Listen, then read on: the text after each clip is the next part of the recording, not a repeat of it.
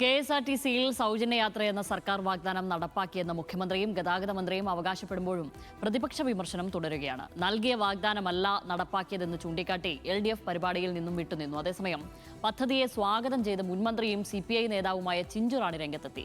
സ്വകാര്യ സർവീസ് മേഖലയെ തകർക്കാനുള്ള നീക്കത്തിൽ പ്രതിഷേധിച്ച പ്രൈവറ്റ് ബസ്സുകളിൽ ജീവനക്കാർ മധുരം വിതരണം ചെയ്തു. സർക്കാർ ജനങ്ങളെ പറഞ്ഞു പറ്റിച്ചെന്നാരോപിച്ച് മഹിളാ മോർച്ച പ്രവർത്തകർ പ്രതിഷേധ മാർച്ചും സംഘടിപ്പിച്ചു.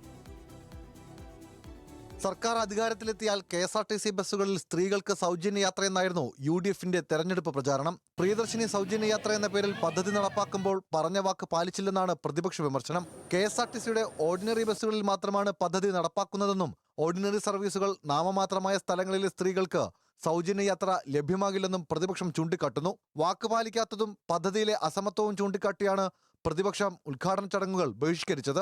ക്ഷണമുണ്ടായിട്ടും LDF MLAമാർ പരിപാടികളിൽ പങ്കെടുത്തില്ല. അതേസമയം കൊല്ലത്ത് സൗജന്യ യാത്രയുടെ ഉദ്ഘാടനത്തിന് മുന്നേ മുൻമന്ത്രിയും CPI നേതാവുമായ ചിഞ്ചുറാണി എത്തിയത് ശ്രദ്ധേയമായി. പദ്ധതിയെ സ്വാഗതം ചെയ്യുന്നതായി ചിഞ്ചുറാണി പറഞ്ഞു. സ്ത്രീകൾക്ക് സൗജന്യ യാത്ര കൊടുക്കുന്നത് ഏറ്റവും നല്ല ഒരു കാര്യമാണ്.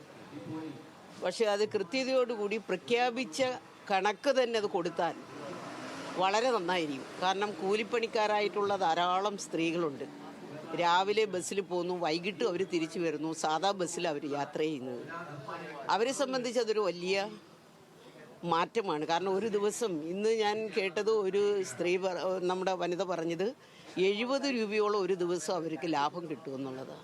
പ്രിയദർശിനി പദ്ധതിയെ സ്വാഗതം ചെയ്ത മുൻ ഗതാഗത മന്ത്രി KB ഗണേഷ് കുമാർ വിദ്യാർത്ഥികളുടെ കാര്യത്തിൽ ആൺപെൺ വ്യത്യാസമില്ലാതെ സൗജന്യം നൽകണമെന്നും ആവശ്യപ്പെട്ടു. സർക്കാരിന്റെ സൗജന്യ യാത്രാ പദ്ധതിക്കെതിരെ ആദ്യം മുതൽ നിലപാടെടുത്ത സ്വകാര്യ ബസ് ഉടമകൾ ഇന്നും പ്രതിഷേധമറിയിച്ച് രംഗത്തെത്തി.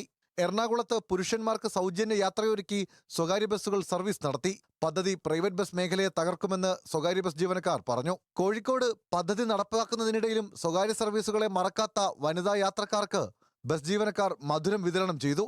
നിരവധി പേരുടെ തൊഴിൽ നഷ്ടമാകുന്ന പദ്ധതിയാണ് നടപ്പിലാക്കുന്നതെന്ന് ജീവനക്കാർ പ്രതികരിച്ചു.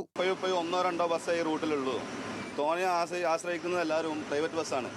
ഓഫീസ് ടൈം കറക്റ്റ് ടൈമിന് പോകാനും വരാനും ഇതുള്ളത് KSRTC ബസ്സിലാണ് ഉപയോഗിക്കുന്നത്. സർക്കാരിന്റെ വാക്ക് പാഴ്വാക്കായെന്നും ജനങ്ങളെ പറഞ്ഞു പറ്റിച്ചെന്നും ആരോപിച്ച് BJP മഹിളാ മോർച്ച സംഘടനകളുടെ നേതൃത്വത്തിൽ പ്രതിഷേധ പ്രകടനങ്ങൾ നടന്നു. കോഴിക്കോടും കോട്ടയത്തും തിരുവനന്തപുരത്തും പ്രതിഷേധം അരങ്ങേറി.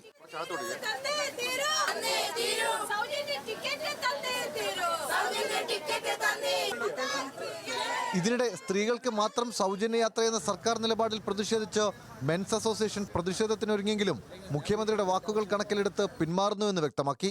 KSRTCയിൽ ജനകീയ പദ്ധതി നടപ്പാക്കുന്ന ദിവസം കല്ലുകടിയായി അടൂർ ഡിപ്പോയിലെ മർദ്ദനം. ഡിപ്പോയിൽ ഭിക്ഷാടനം നടത്തുന്നുവെന്നാരോപിച്ച് സ്ത്രീയെ ജീവനക്കാരനായ R വേണു മർദ്ദിച്ചു.